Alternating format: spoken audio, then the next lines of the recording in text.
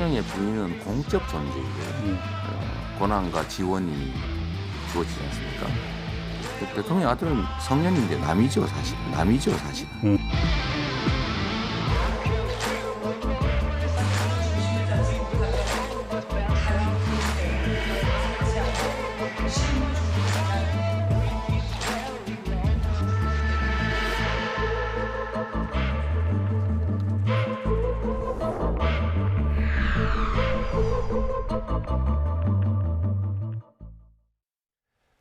네, 대선이 벌써 69일 앞으로 다가왔습니다. 지난주 나경원 전 국민의힘 의원에 이어서 오늘은 최재성 전 청와대 정무수석 모시고 대선 전국 관련 현안 이야기 나눠보겠습니다. 수석님 안녕하세요. 안녕하세요. 네, 지난 4월에 청와대 나오셨으니까 그 이후에 좀 한동안 좀 공개석상에서는 모습을 보기 힘들었던 것 같습니다. 그동안 어떻게 지내셨습니까?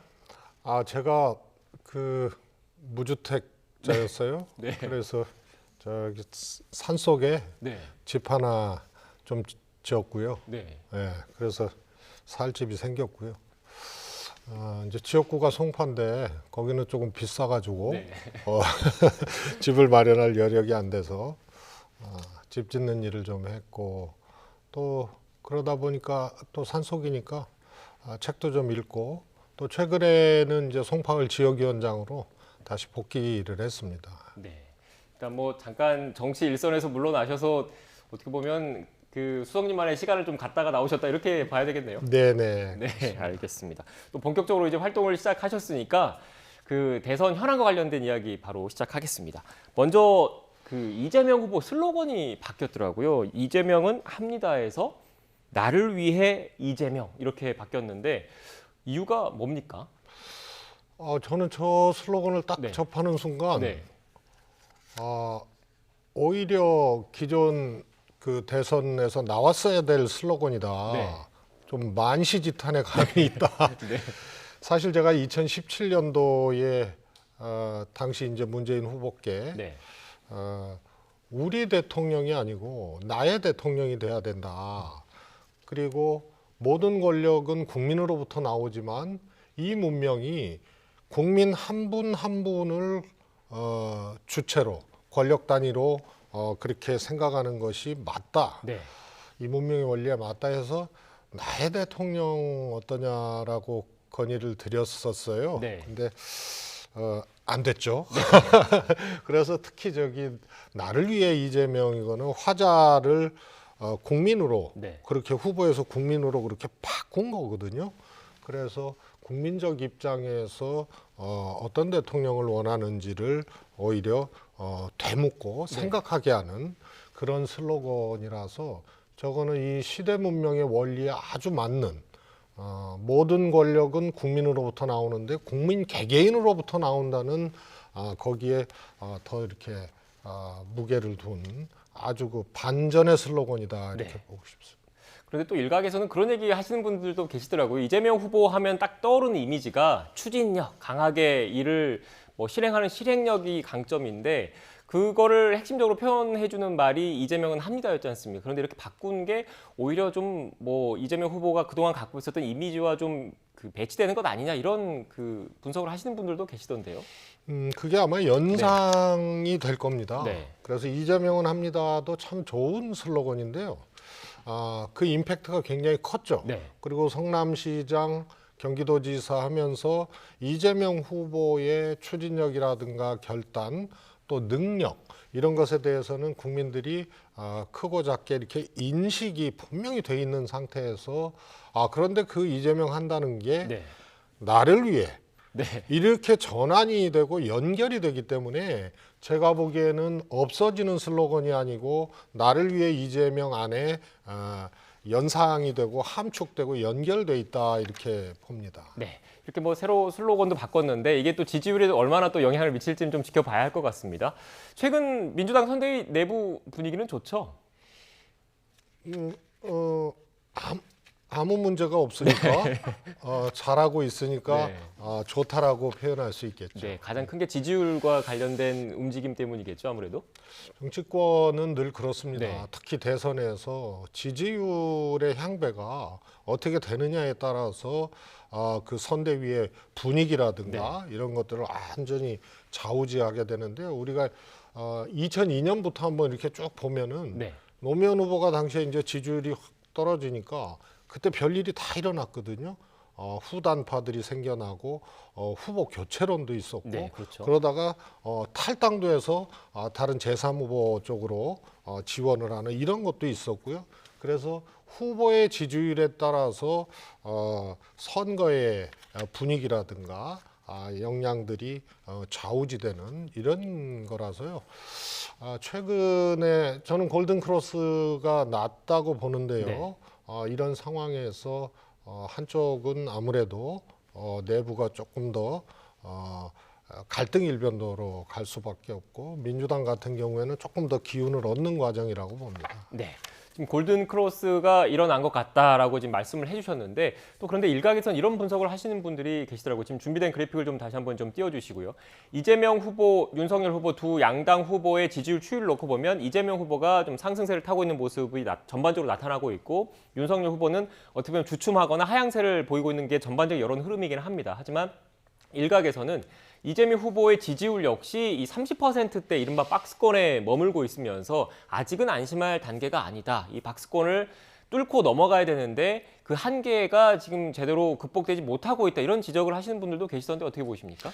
2017년 한번 연상을 해보면요. 네. 회고를 해보면요.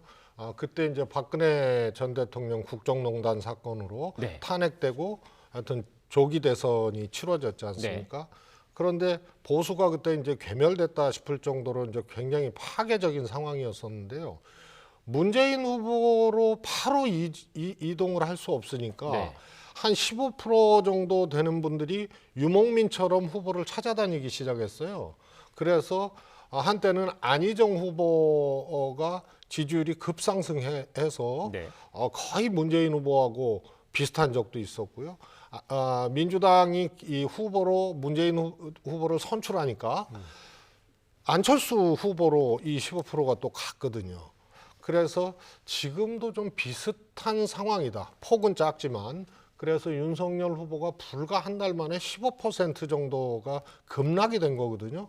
그러면 이분들이 바로 이재명 후보한테 올 수가 없죠. 오더라도 일부가 올 텐데요.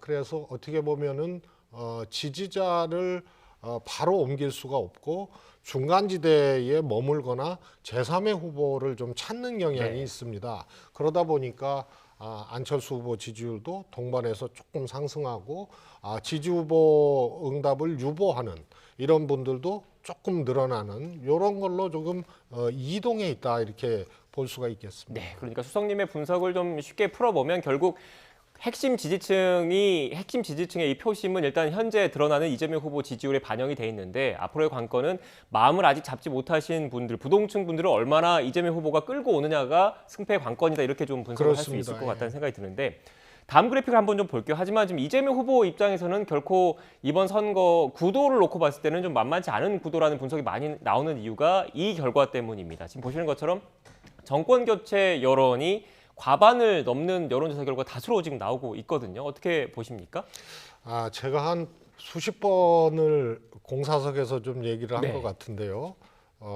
정권 교체 비율이 높은 거하고 대통령 선거하고는 왜 영향이 없겠습니까?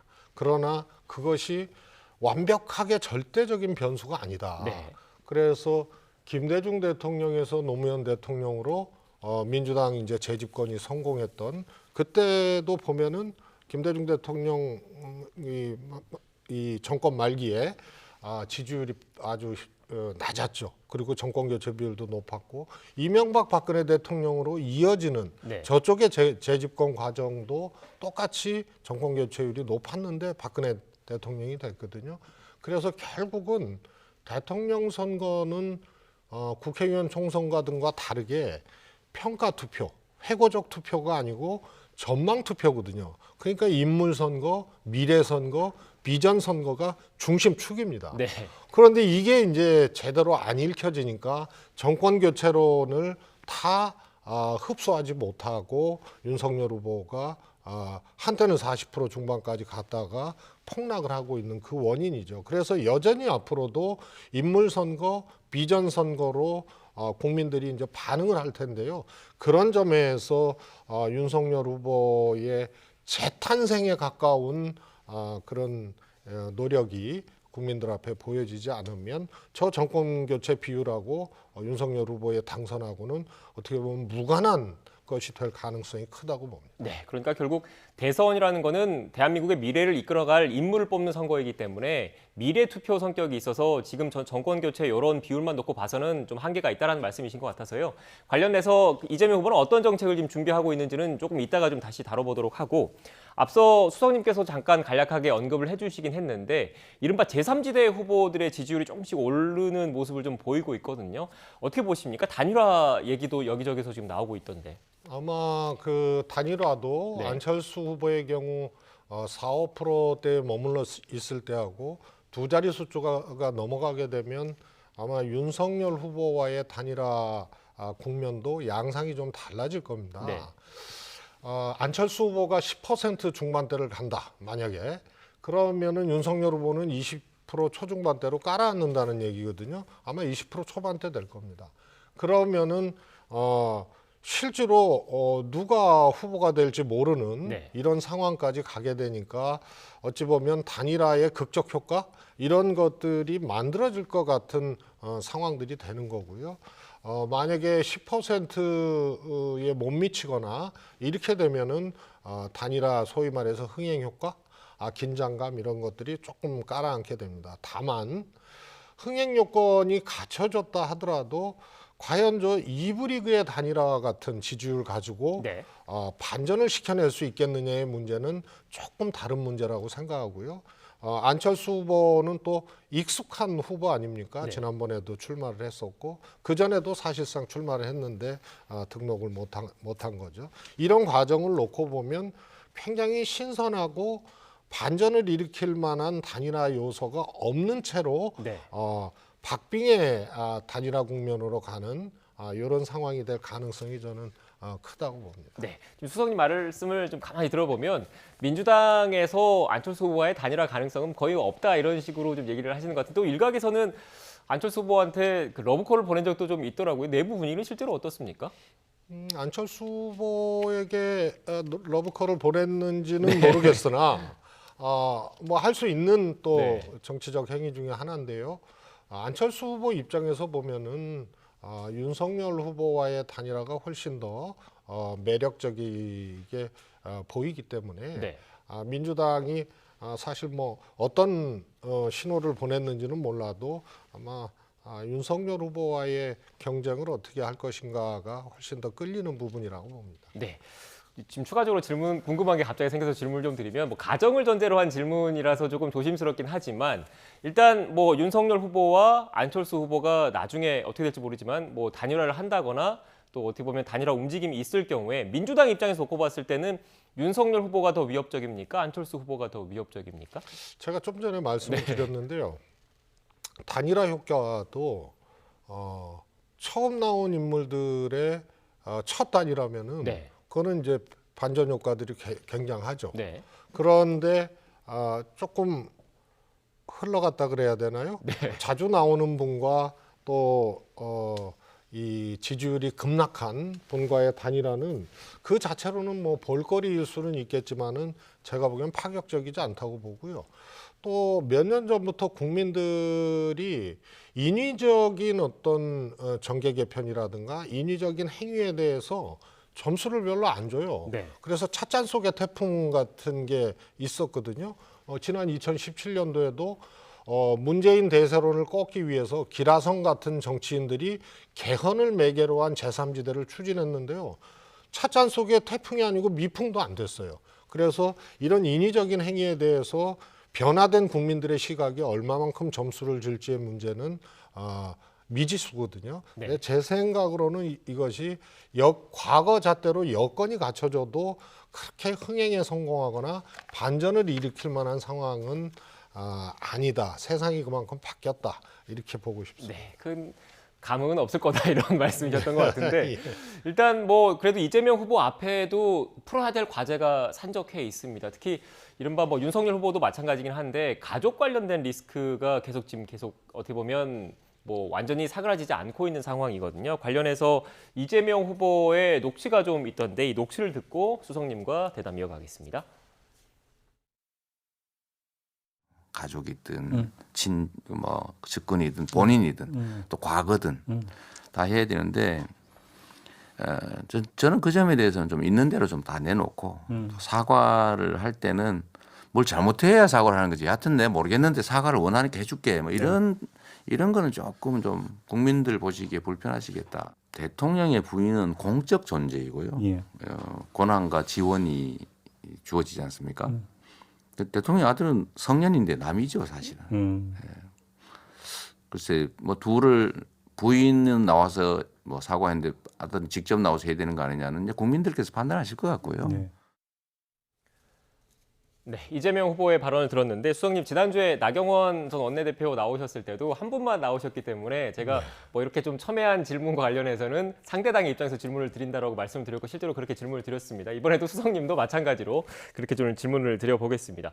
국민의힘 입장에서는 뭐 아들은 남이다 이렇게 얘기하는 이재명 후보 내로남불 아니냐 이렇게 좀 비판을 할 수 있을 것 같습니다. 어떻게 보십니까?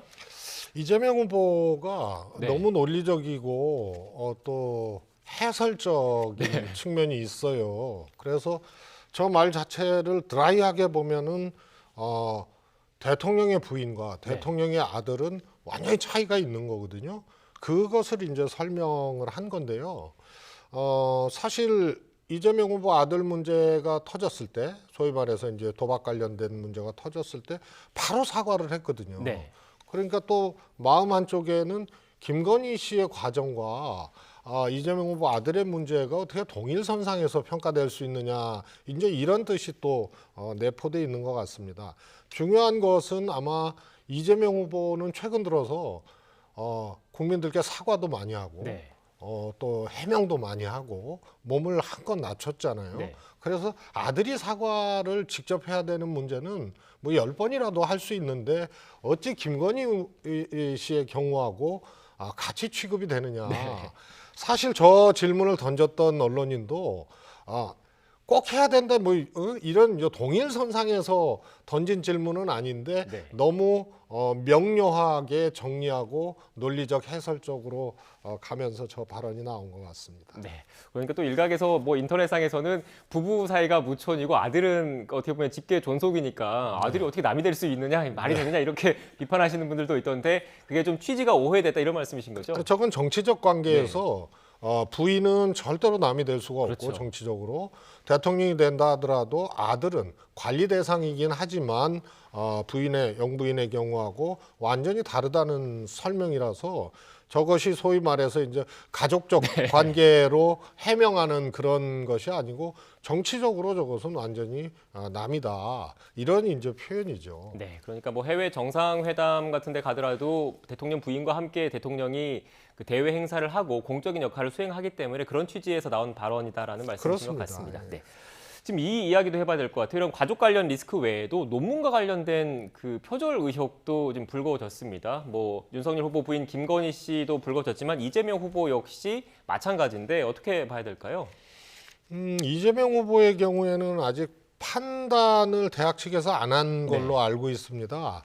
그러나 본인이 또 분명하게 인정을 했어요. 네. 이게 이제 이재명 후보의 또 어떻게 보면 장점이고 시원시원한 거죠. 네. 그래서 제대로 인용 표시를 안 했고 또 그때 당시의 기준으로는 인용 표시 제대로 안 하고 뭐 논문 그렇게 헐겁게 하고 이런 것들이 아무런 이제 문제가 되지 않았던 네. 김건희 씨 경우도 마찬가지입니다. 꽤 오래된 거고요.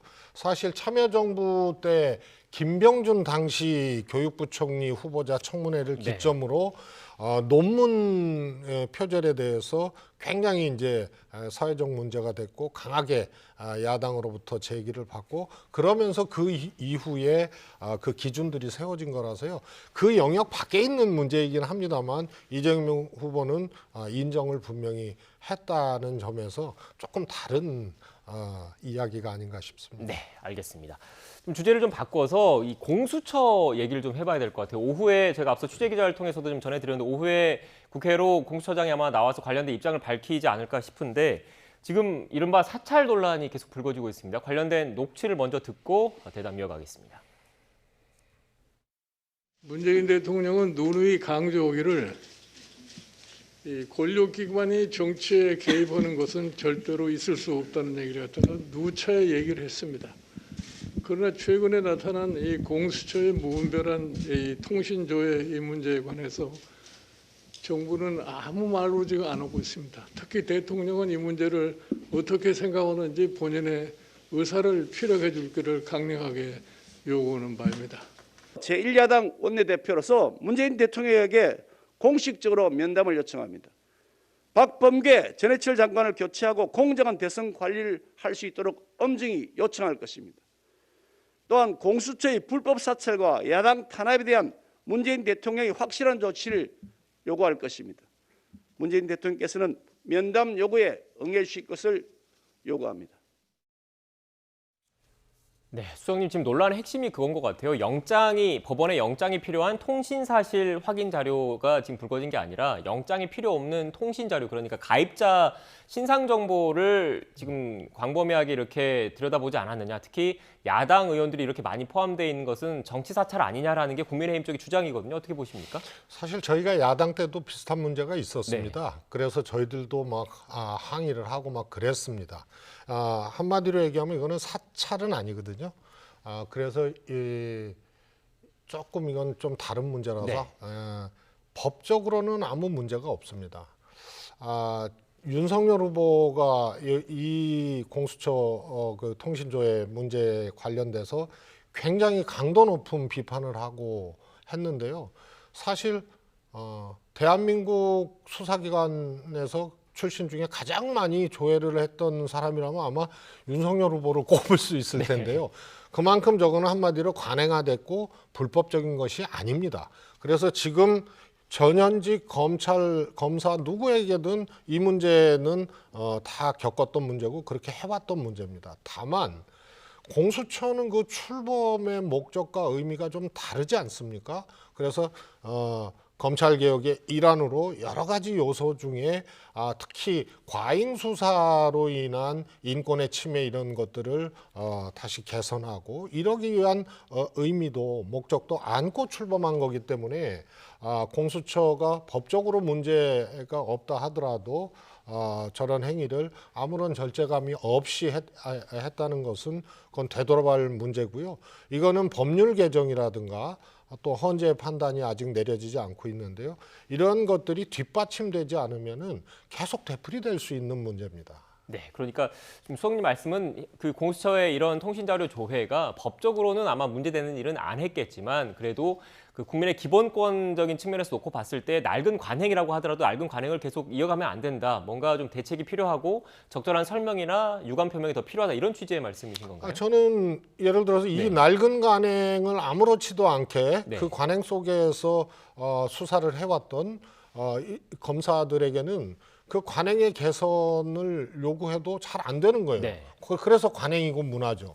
그런데 공수처는 출범의 의미, 목적 이런 것들 속에 분명히 인권이 있거든요. 네. 그래서 저 부분은 사찰이라고 논하는 것은 너무 과도한 주장이고 저 불법적이지 않은 저 행위라 하더라도 적어도 공수처만큼은 굉장히 저것은 절제 있게 했어야 되는 문제라는 거죠. 그런 점에 대해서는 법으로 따질 문제가 아니고 공수처에서는 조금 뭐랄까요?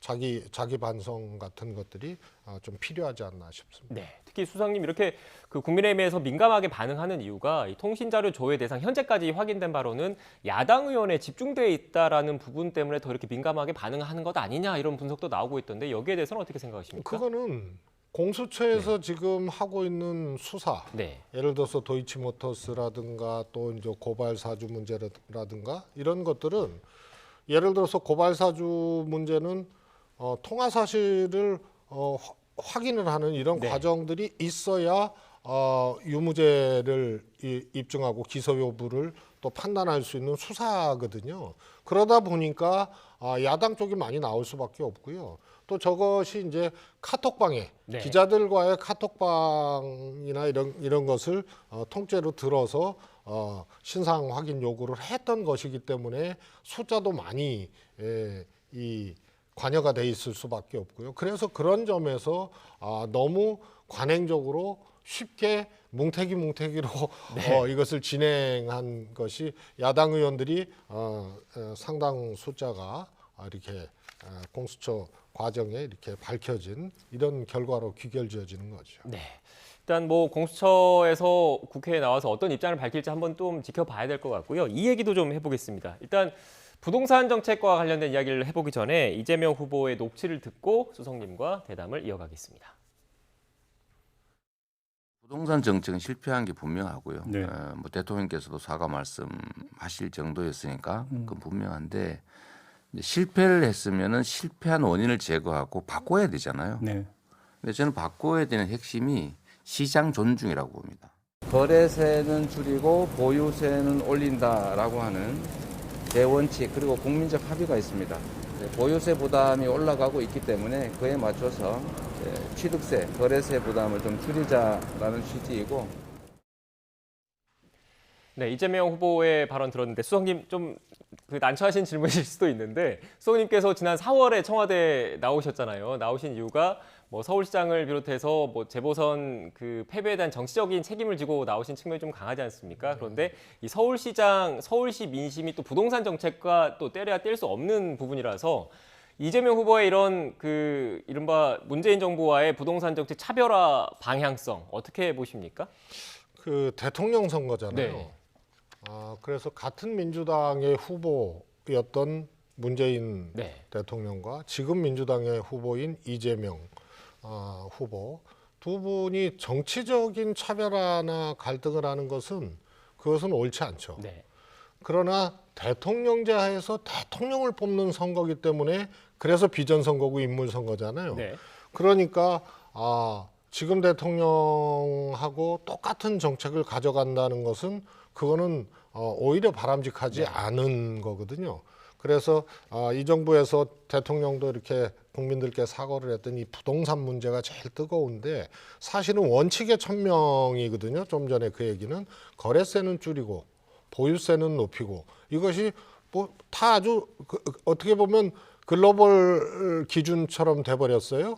그래서 다른 나라도 그렇게 하고 있고 그런데 거래세가 좀 많이 오른 그것은 사실은 좀 바람직하지 않습니다. 그래서 거래세를 좀 줄여야 되는데 저 개인적으로는 이재명 후보가 생애 최초 주택의 거래세를 줄이겠다고 하는데 일반적인 거래세는 취득을 하는 거 아닙니까? 네. 거기에 세금을 많이 부과하는 것은 원리상 맞지 않기 때문에 계제의 생애 최초 주택만이 아니고 거래세를 정상적 수준으로 하고 보유세는 유지를 하고 이런 것이 바람직한 거라고 보고요. 그런 점을 이야기한 거라고 봅니다. 네. 그런데 또 뭐 국민의힘을 비롯한 야당에서는 이렇게 또 지적을 하고 있는 것 같더라고요. 말씀하신 것처럼 보유세 비중은 높이고 거래세 비중은 낮춰서 거래가 좀 원활하게 시장에서 이루어질 수 있도록 한다는 게 큰 원칙이지 않습니까? 그런데 이재명 후보가 제시한 안을 보면 지금 뭐 1세대 1주택자라는 일단 전제 조건이 있긴 하지만 뭐 종합부동산세라는 보유세를 좀 완화하는 방향의 제안이 있었고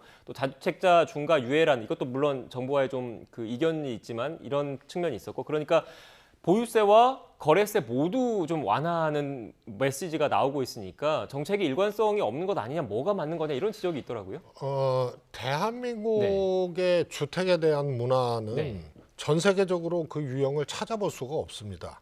그렇잖아요. 솔직히 집을 사면서도 집값이 조금 올라갔으면 하는 바람을 갖고 살고 실거주하는 분들도 상당수가 그렇거든요. 그렇죠. 그래서 굉장히 독특한 문화인데, 그래서 1주택 실거주자와 다주택자를 구분하는 그런 원칙이 하나 특히 있고요. 네. 특히 다주택자의 경우에는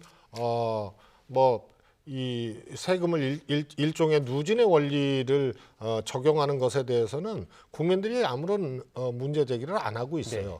그래서 종부세를 완화한다는 것도 1주택 실거주자의 장기 거주자는 현재도 감면 규정이 있습니다. 네. 그래서 실제로 한 20억 정도 가는 1주택자 한 10년 살면은요, 세금 내는 게 1년에 한 100만 원도 안 되거든요.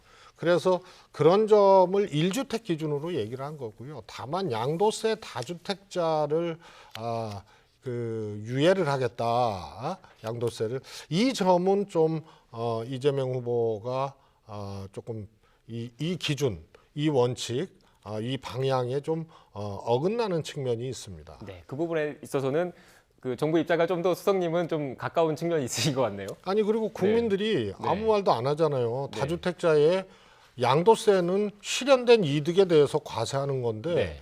이 1주택자는 오래 살고 겨우 팔아서, 그래서 이 장특공제가 있잖아요. 네, 장기거주자 네. 특별공제가. 그런데 다주택자는 사실 그렇게까지 할 필요가 없다는 것이, 다주택자가 아닌 국민들은 아무 문제 제기를 안 네. 하거든요. 그래서 너무 열심히 좀 생각하고 건드리신 것이 아닌가 싶습니다. 알겠습니다. 지금 이 얘기 마지막으로 좀 간략하게 해봐야 될 것 같아요.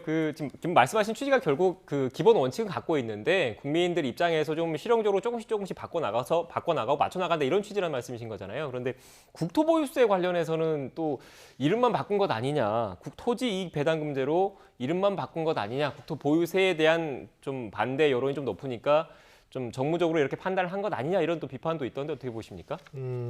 이재명 후보가 물론 국토보유세를 주장하고 하겠다는 데는 나름의 또 합리적인 이유가 물론 있습니다. 네. 그런데 거기에 전제를 했거든요.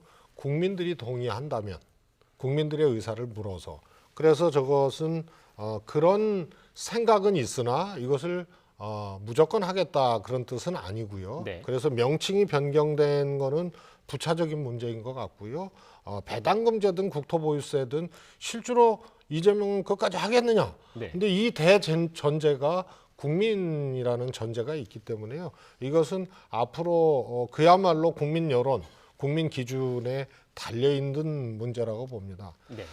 다만 저 개인적으로는 이 시장 존중과 국토 보유세의 이 간극이 있거든요. 지금 부동산 정책을 이 정부하고 조금 다르게 네. 이재명 후보가 제기를 하면서 그 기준을 시장 존중이라고 했거든요. 그것과 국토 보유세의 정서적, 감성적 간극이 꽤 큽니다. 네. 이 문제를 어떻게 해결할 거냐. 그다음에 또 여러 문제들이 있어요. 예를 들어서 고가 아파트 거주자와 그 바로 앞에 다세대 거주자가 있으면 다세대 거주자들이 훨씬 더 국토보유세를 할 경우에 더 많이 내게 돼 있거든요. 그렇죠. 왜냐하면 할당받은 토지 평수가 아파트는 몇 평 안 되고 다세대는 많고요. 그래서 이런 등등의 문제를 이재명 후보도 다 알고 있기 때문에 이것은 이 취지가 옳다 하더라도 국민적 여론에 따라서 이것은 결정하겠다는 것으로 해석을 해주는 거고요.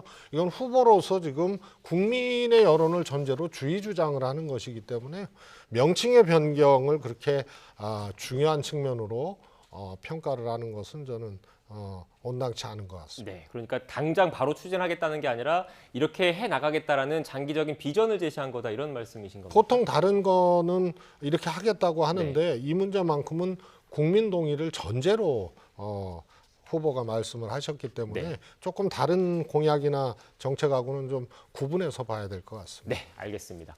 뭐 뒷부분에서는 어떻게 보면 또 그 수석님 혼자 나오셨기 때문에 또 반대 입장으로 제가 질문을 좀 많이 드렸습니다. 거기에 맞춰서 또 시청자 여러분도 이해의 폭을 넓히지 않았을까라는 생각이 들고요. 최재성 전 청와대 정무수석님과 대담은 여기서 마치고 2주 뒤에 뵈야 될 것 같습니다. 네, 다다음 주에 뵙겠습니다. 오늘 말씀 고맙습니다. 감사합니다.